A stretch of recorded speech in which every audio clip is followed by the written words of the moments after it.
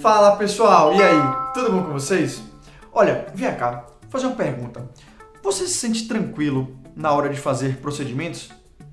Sabe, intubação, acesso central, gasometria. Você não só sabe executar, mas você se sente tranquilo na hora de indicar, na hora de fazer, interpretar? E essa pergunta vai para você que é interno, mas para você que é médico também. Porque eu sei que deve existir uma chance muito grande da resposta ter sido não. De você dizer que não se sente tranquilo, não se sente apto, ou não tem, mesmo que saiba executar, ainda não tem a confiança necessária para fazer aquilo tranquilo. Pois é, comigo também era assim, quando eu me formei também era. Porque mais importante, às vezes tão importante quanto saber a técnica, é saber outras coisas que vão te ajudar no procedimento em si, no processo que é a execução desse procedimento. E é por isso que eu estou aqui hoje, porque eu separei 7 dicas incríveis para te ajudar na execução de todos os procedimentos. Isso mesmo, todos, seja intubação, acesso central, gasometria, sondagem vesical, seja o que for. Se você seguir esses 7 processos, 7 passos, você vai se sentir muito mais seguro, você vai ter muito mais expertise na hora de executar.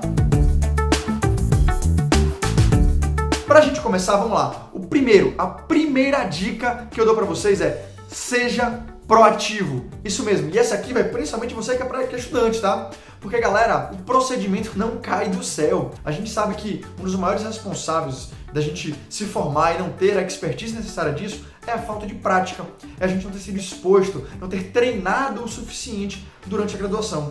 Por isso que quando rola um procedimento é guerra entre os internos. Todo mundo quer fazer. É massa, é muito legal. Você tentar pegar um acesso central é uma habilidade muito importante de se ter e é gostoso também de saber executar um procedimento. Por isso, galera, é fundamental que você seja proativo na execução desses. Não fique sentado esperando o procedimento cair no seu colo, porque isso não vai acontecer. Quando chegar um paciente, fique ao lado dele, examine, vá com cuidado, colhe a história, faça a anamnese, saiba o passo a passo para você poder saber as indicações, para saber, esse paciente aqui vai precisar de um acesso central. E na hora que esse procedimento chegar, ser você que está lá ao lado, que vai ser o felizardo a executar esse procedimento, que vai discutir o caso com o seu preceptor e vai conseguir aí o auxílio dele, a ajuda e a confiança dele para executar o procedimento. Então, nosso primeiro passo foi: seja proativo na hora de executar os procedimentos. O segundo e talvez o primeiro, o mais importante, o mais básico dos passos e das dicas é: conheça a técnica. Pessoal, isso é básico, não tem nem muito o que falar. Se você não conhece a técnica, você nunca vai conseguir executar o procedimento.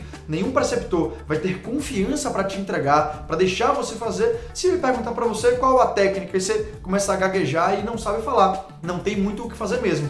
Vocês têm que estudar, seja em casa, no livro, seja no curso de habilidades médicas de Sanaflis, que tem tudo isso muito detalhado para vocês, não importa onde você adquira essa informação.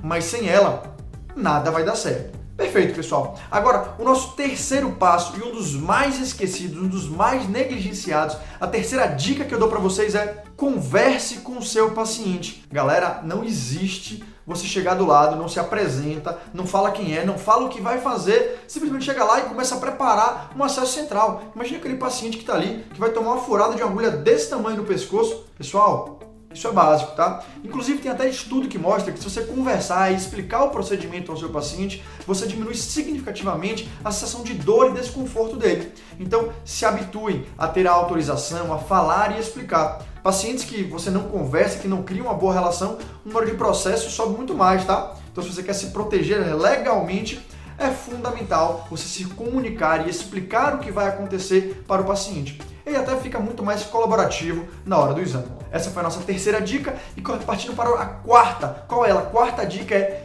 conheça e separe os seus materiais. Galera, a pior coisa que pode existir na vida de vocês, se você é interno, se você é médico, você provavelmente, eu já passei por isso também, vocês também já passaram, você vai lá, vai fazer uma sutura, lá vai nesse paramento, quando você está paramentado, faltou o fio. Putz, e aí? Aí fica olhando de um lado para o outro, procurando: alguém pode me ajudar? Quem pode me pegar um fio para mim? Galera, isso atrasa e muito o seu procedimento. E isso gera insatisfação no paciente que está incomodado, e isso atrapalha a dinâmica, você não se confunde. Então, galera, separe o material e conheça o que você vai precisar. Antes de começar, seja organizado. abra o campo, coloque tudo lado a lado. A organização, a sistematização, ela é fundamental para qualquer procedimento, seja intubação, acesso central ou até simplesmente uma sutura. Então, a gente pode até aqui combinar essa dica com aquela de você conhecer a técnica, de você relembrar sempre antes de iniciar esse procedimento, pessoal, mentalmente assim, fecha o olho e fala qual é a primeira coisa que eu vou fazer, qual é o material que eu preciso, coloca ali no canto, separado. A segunda coisa, depois o que é, e deixa tudo, deixa a sua bancada, tudo o que você vai precisar visto, à mostra e à sua disposição. Indo agora para o nosso quinto passo, galera, e essa aqui é uma sacada, olha, que, velho, de mestre.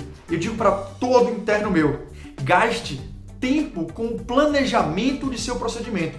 Tinha um professor que falava, quanto mais tempo você gasta com planejamento, mais tempo você economiza durante o procedimento. Então, simplesmente de você chegar e antes de escovar, antes de lavar, antes de se paramentar, chegar e começar a palpar, você vai pegar um acesso subclávio, palpa a anatomia do paciente, olha a posição que você vai deixar o braço, posiciona o paciente de forma adequadamente na cama, ou então vai pegar na jugular interna, a mesma coisa, palpa o trígono, palpa a anatomia do esternocleidomastoide, vê o que você vai fazer.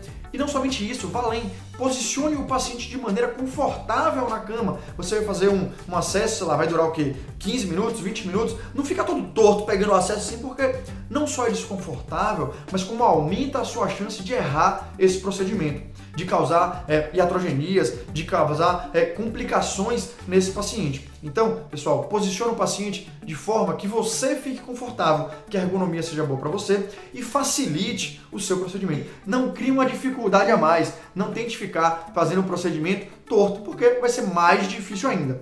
Show de bola? Então agora a gente continuando aqui na nossa sexta dica para vocês conheça e saiba tratar as complicações. Básico de novo, né, pessoal? Não tem como você querer fazer um procedimento sem saber quais são as consequências que aquilo pode levar, quais as consequências negativas. Então eu lembro muito bem que o primeiro acesso central que eu fui pegar, o meu professor, ele perguntou duas coisas para mim. Ele perguntou, você sabe a técnica?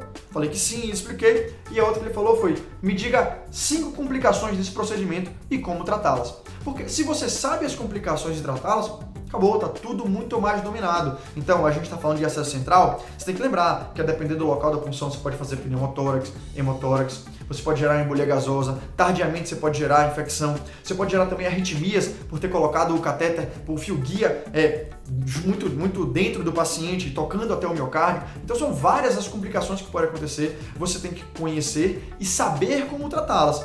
Porque você vai identificar e tratar, não é? Para chegar ao fim, para chegar à última e a mais importante das dicas que eu dou para você se a gente fala de procedimento, a 7ª dica é treine, treine e treine bastante, porque procedimentos é assim que se adquire a expertise. Tudo que é manual, o procedimento central ou até mesmo uma cirurgia, você só aprende, você só vira mestre nessa arte a partir do treinamento e da repetição. Então por isso, pessoal, nunca desperdice a oportunidade de treinar um procedimento, de ganhar expertise, de aprender, fazer o passo a passo, de repetir todas essas dicas que eu trouxe aqui para vocês. É isso que eu deixo para vocês. Eu tenho certeza que se vocês executarem, se vocês internalizarem todas essas 7 dicas aqui, vocês vão muito mais facilmente não só executar esses procedimentos, mas adquirir a expertise necessária para a vida profissional.